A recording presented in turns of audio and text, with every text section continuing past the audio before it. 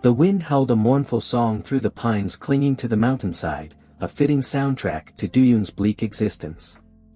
In the Joseon-era village of Maewa, nestled amidst the peaks, life was a tapestry woven with beauty and brutality. The famed plum blossoms, from which the village derived its name and its celebrated wine, painted the landscape in vibrant hues each spring.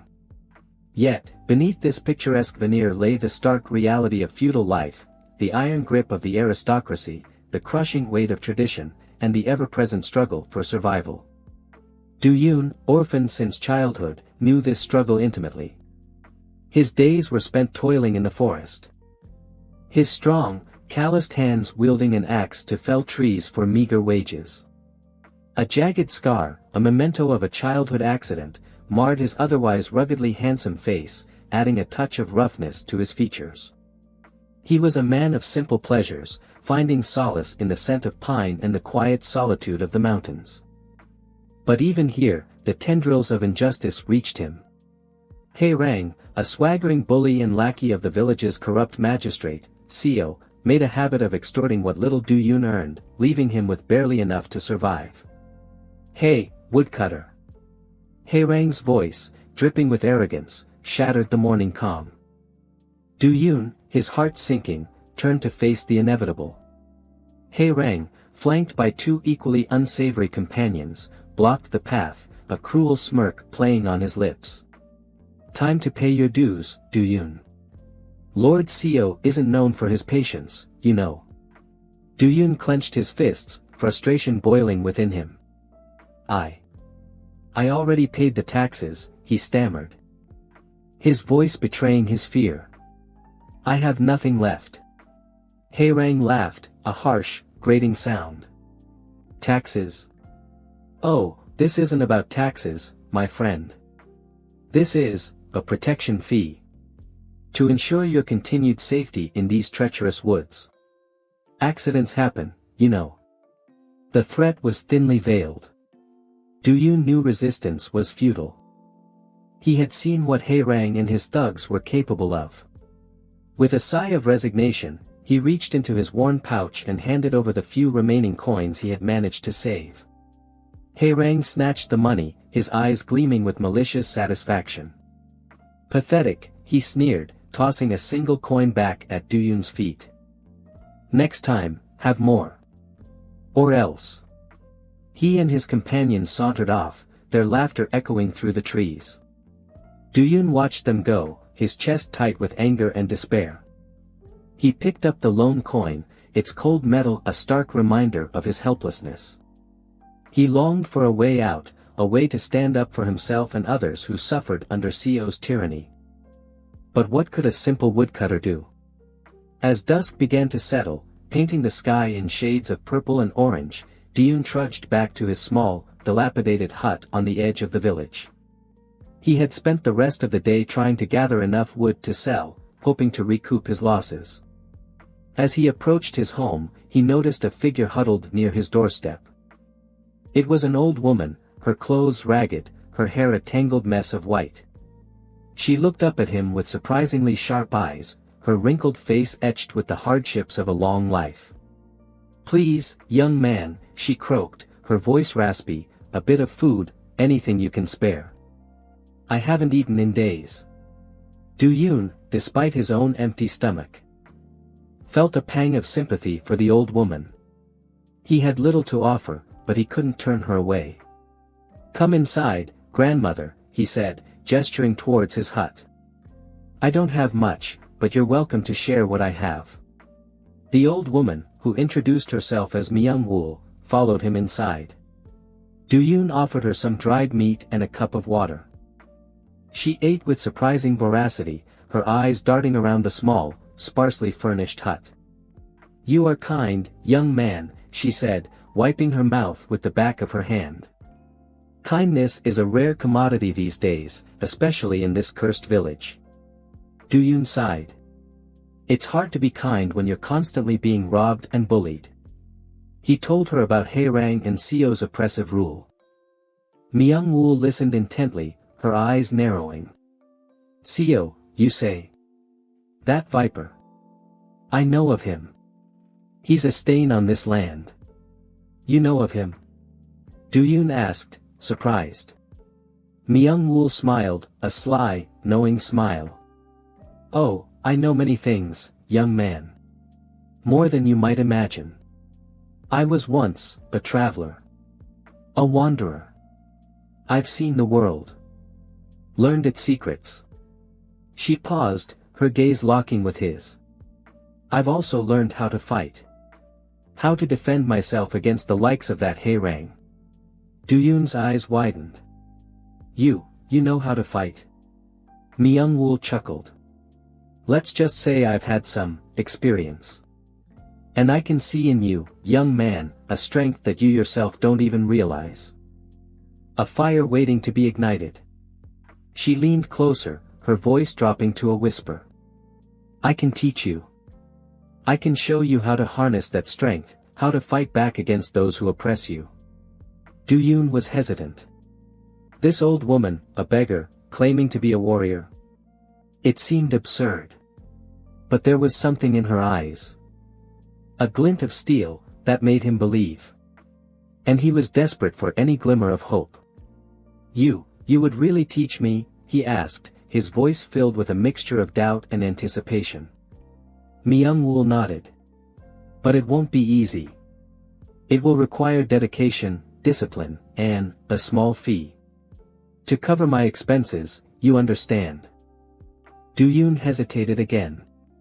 He had barely enough to survive, let alone pay for lessons.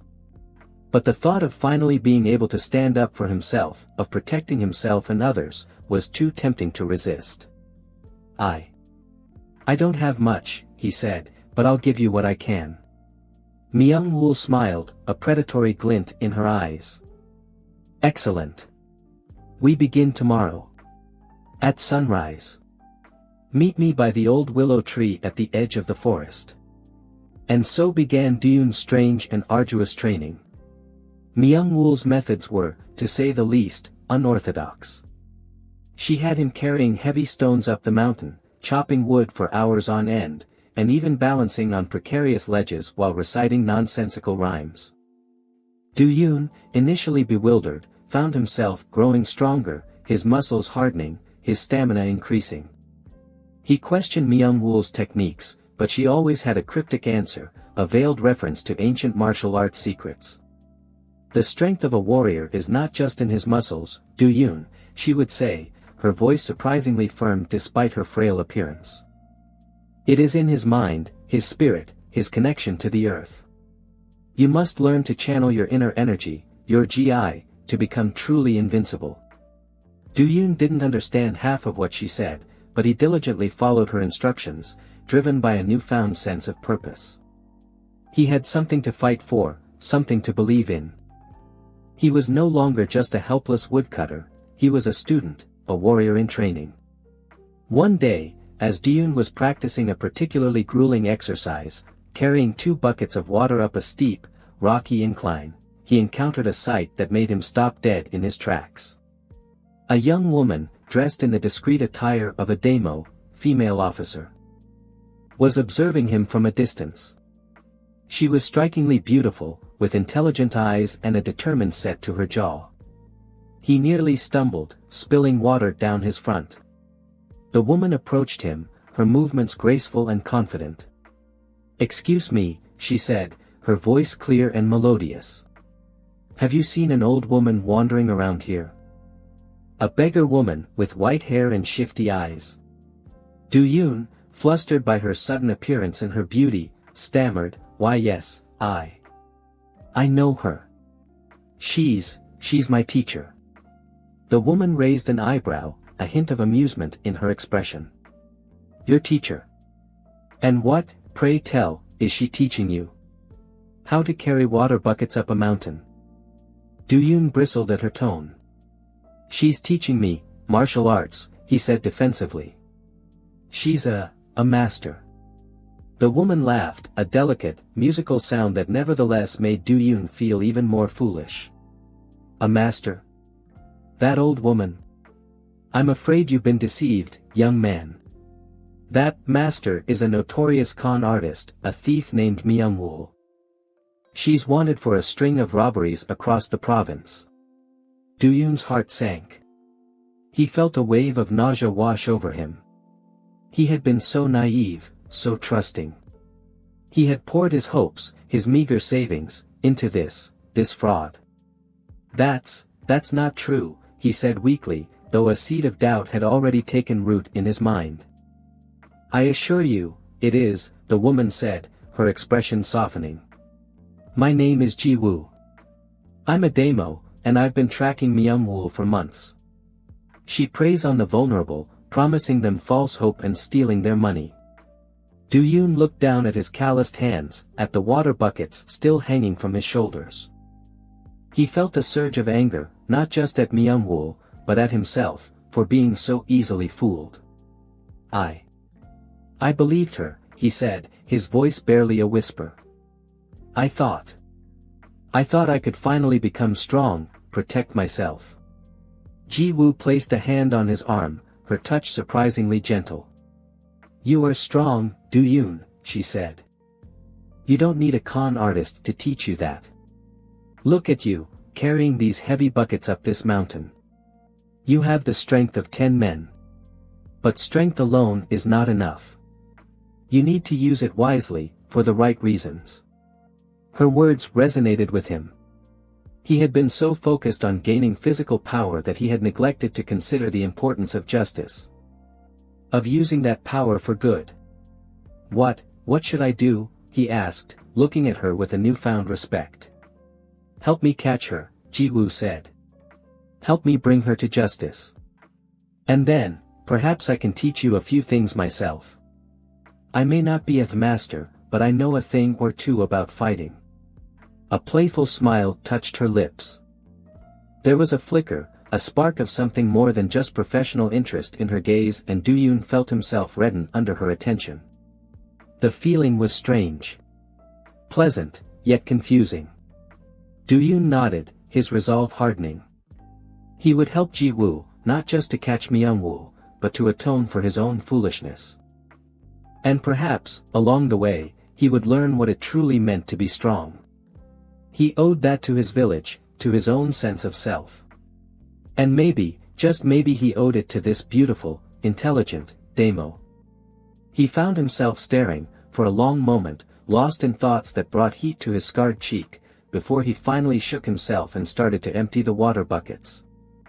Ready to face the implications of his trust and naivete. Myung-woo, meanwhile, was busy with her own schemes. She had been using Duyun not only as a source of income but also as a way to gather information about Seo, the corrupt magistrate. She knew that Seo was hoarding a vast treasure, the product of years of extortion and illegal dealings. And she intended to steal it. Under the guise of training, she had instructed Duyun to gather information about Seo's household, his routines, the layout of his mansion. Duyun, oblivious to her true motives, had unknowingly provided her with valuable intelligence. That fool, Myung-woo muttered to herself, as she sat in her hidden lair. A small, abandoned shack in the woods. He believes every word I say. He thinks I'm teaching him ancient martial arts secrets. He's so eager to please, so desperate for power. It's almost pathetic. She chuckled, a dry, rasping sound. But there was a flicker of something else in her eyes, a hint of guilt. Perhaps. She had grown somewhat fond of the simple-minded woodcutter. His earnestness, his unwavering loyalty, had touched something within her, a part of her she thought long dead. No matter, she told herself, shaking off the momentary weakness. Sentimentality is a luxury I cannot afford. I have a fortune to steal, and a life to rebuild. She had learned that Seo was planning a secret meeting with officials from a bordering northern power. He was planning to sell them vital information, troop movements, defense strategies, in exchange for a hefty sum of gold and jewels. This was her opportunity. She would strike while Seo was distracted, while his guards were focused on the meeting.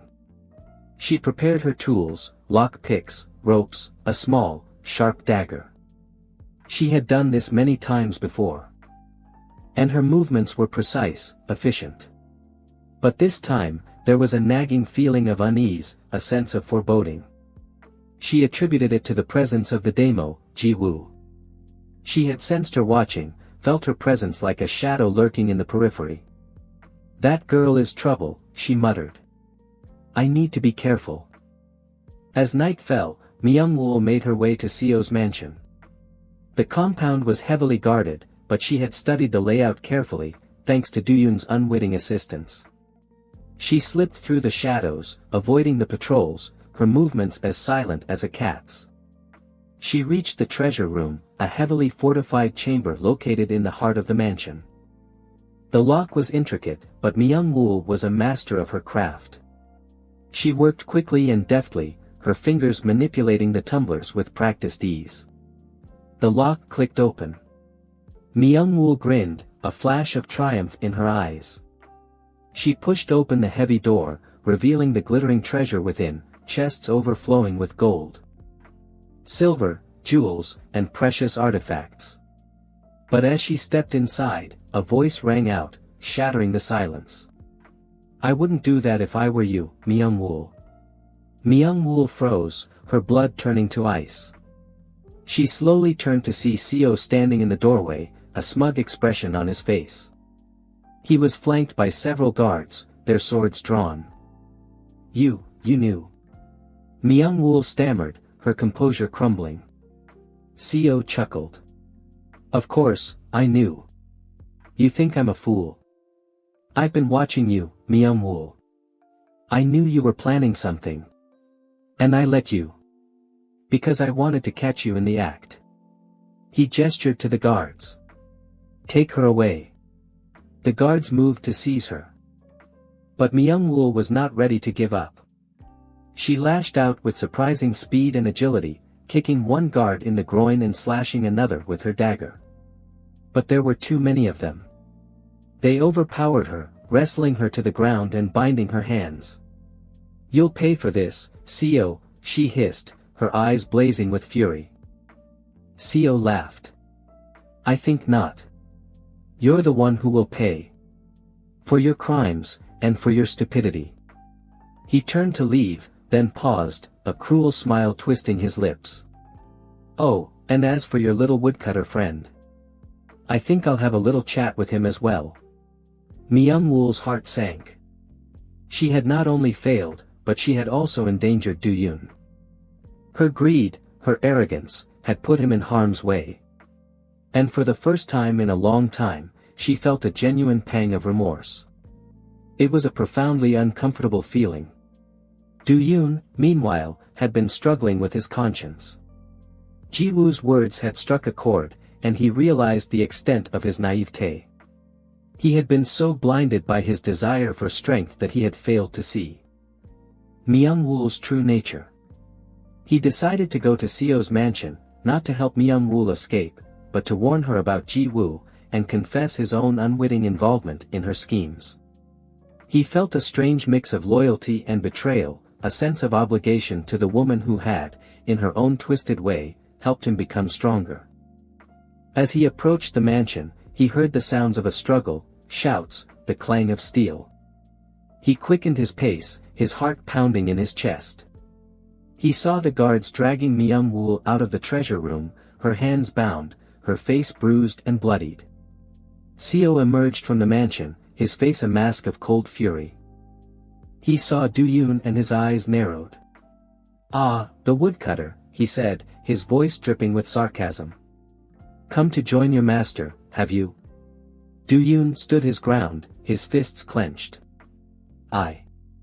I came to warn her," he said, his voice trembling slightly. "About the daimyo, about Ji-woo." Seo laughed, a harsh, grating sound. "You're even more foolish than I thought. You think I didn't know about the daimyo? I've been using you, woodcutter. Both of you.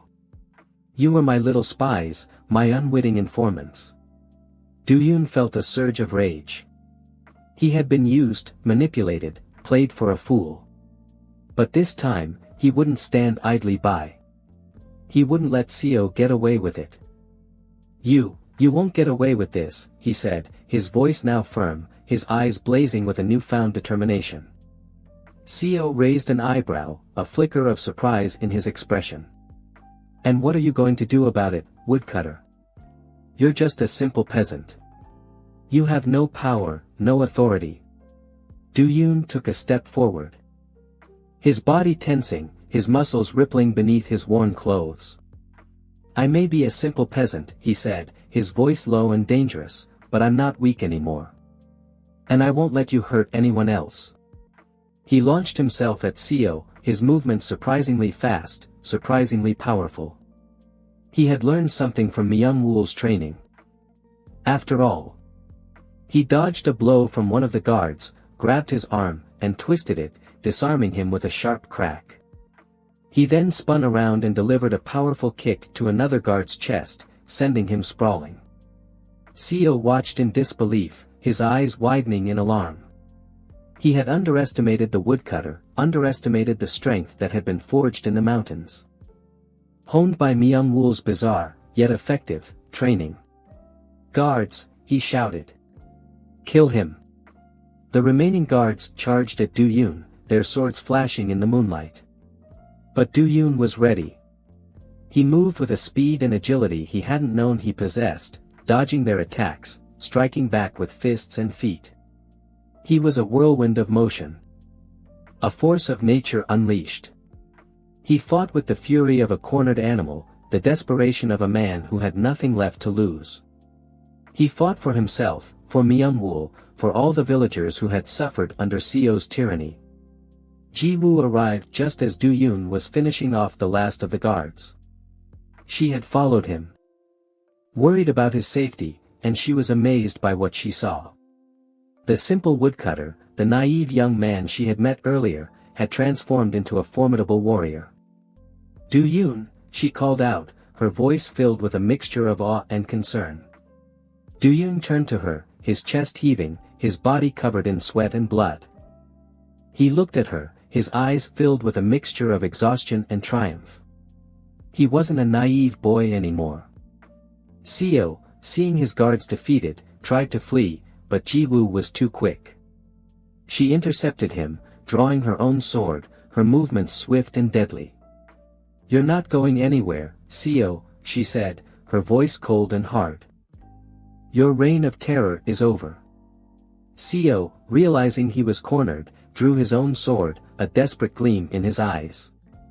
He lunged at Ji-woo, but she easily parried his attack, her blade dancing in the moonlight. She was a trained daimyo, a skilled warrior, and Seo was no match for her. Their duel was brief but intense.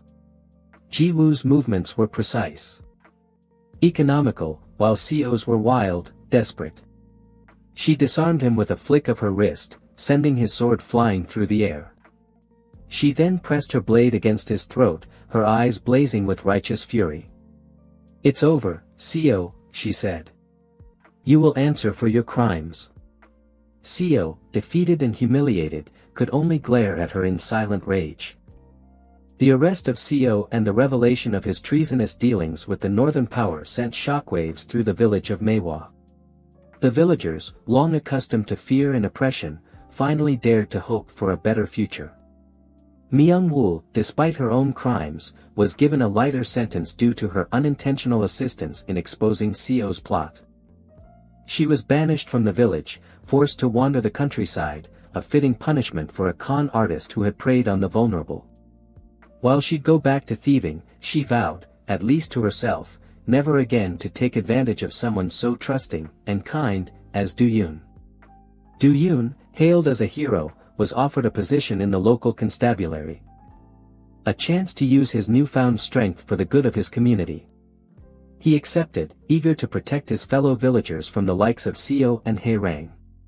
He found that he had a knack for investigation, piecing together clues and uncovering wrongdoing.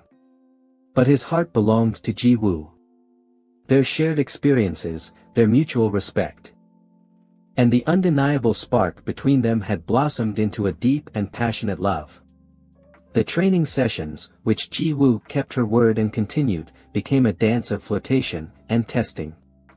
The touches, at first practical demonstrations of technique, became lingering caresses. The sparring, playful and charged with an undercurrent of desire. One evening, under the blossoming plum trees that gave Maehwa its name, Doyoon confessed his feelings. He told her how he had been captivated by her beauty, her strength, her unwavering sense of justice. Ji-woo, her cheeks flushed in the moonlight, admitted that she felt the same. She had been drawn to his simple honesty, his unwavering loyalty, and the surprising strength that lay hidden beneath his rough exterior. She'd seen too much darkness, too much corruption, to ignore the pure heart of a man like him. Their first kiss was under the fragrant boughs of the plum tree, the sweet scent of the blossoms mingling with the intoxicating taste of their passion. It was a kiss that sealed their fate, a promise of a future together. Their wedding was a simple affair, attended by the entire village. Doyoon, no longer the awkward woodcutter, stood tall and proud in his new uniform, his eyes shining with happiness. Ji-woo, radiant in a traditional hanbok, was the picture of beauty and grace. The wedding night, in Doyoon's small, but now cozy, hut, was a culmination of their pent-up desire. The rough-spun sheets became a canvas for their love, their bodies entwined in a passionate embrace. Doyoon, despite his inexperience, was a surprisingly tender and attentive lover, his strong hands caressing Ji-woo's body with a reverence that belied his rough exterior. Ji-woo, in turn, responded with a fierce passion, her moans of pleasure echoing through the small hut. I never thought. Doyoon gasped, his breath ragged, his body slick with sweat. That I could feel this. Ji-woo silenced him with a kiss, her fingers tracing the scar on his cheek. You are more than you ever imagined. Doyoon, she whispered. You are strong, you are kind, and you are mine. Their lovemaking was a dance of exploration, a journey of discovery. They learned each other's bodies, their desires, their vulnerabilities.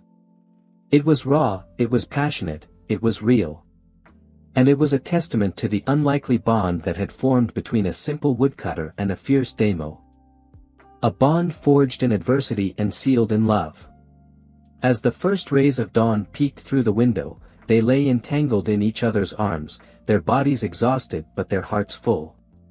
Doyoon looked at Ji-woo, her face soft in sleep, her hair a tangled mess around her head, and he knew that he had found his true home. His true strength, in her love. He had started with nothing, and gained everything.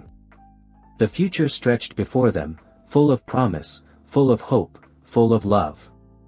He knew with her at his side, he could face anything.